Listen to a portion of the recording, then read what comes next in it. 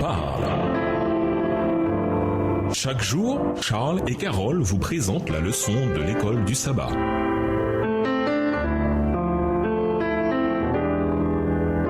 Bienvenue dans votre émission. Dieu nous parle. Nous voilà à la leçon de mardi. Jésus guérit. Les évangiles sont émaillés d'histoires des miracles de Jésus, en particulier les miracles de guérison. Comme Ésaïe l'avait prophétisé, il guérissait les aveugles et libérait ceux qui avaient été retenus captifs par la maladie, parfois après de nombreuses années de souffrance.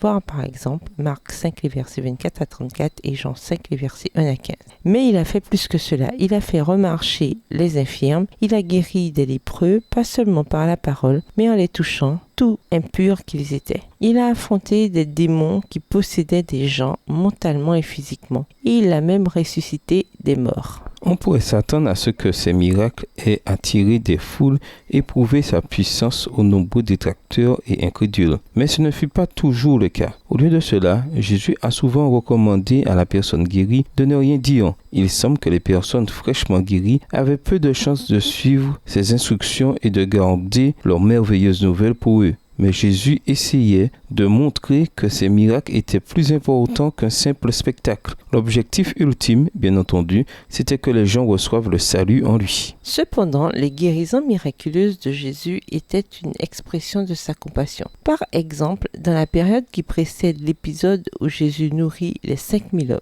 Matthieu raconte: en débarquant, il vit une grande foule. Il fut pris de pitié pour eux et guérit leurs infirmités. Matthieu 14, verset 14. Jésus ressentait la douleur de ceux qui souffraient et faisait son possible avec les gens qu'il rencontrait pour les aider et les relever. Et lisons la prophétie d'Ésaïe dans Matthieu 12, versets 15 à 21. De quelle manière Ésaïe et Matthieu identifient-ils ce que Jésus faisait comme allant au-delà de la simple guérison de quelques ou même quelques centaines de malades? Matthieu 12 et versets 15 à 21. Mais Jésus, l'ayant su, s'éloigna de ce lieu. Une grande foule le suivit. Il guérit tous les malades et leur recommanda sévèrement de ne pas le faire connaître, afin que s'accomplisse ce qui avait été annoncé par Ésaïe le prophète. Voici mon serviteur que j'ai choisi, mon bien-aimé en qui mon âme a pris plaisir. Je mettrai mon esprit sur lui, et il annoncera la justice aux nations. Il ne contestera point, il ne criera point, et personne n'entendra sa voix dans les rues. Il ne brisera point le roseau cassé, et il n'éteindra point le lumignon qui fume, jusqu'à ce qu'il ait fait triompher la justice, et les nations espéreront en son nom. Tout miracle accompli par le Christ était un signe de sa divinité. Il réalisait l'œuvre annoncée comme étant celle du Messie, mais les pharisiens considéraient les œuvres miséricordieuses du Christ comme des délits.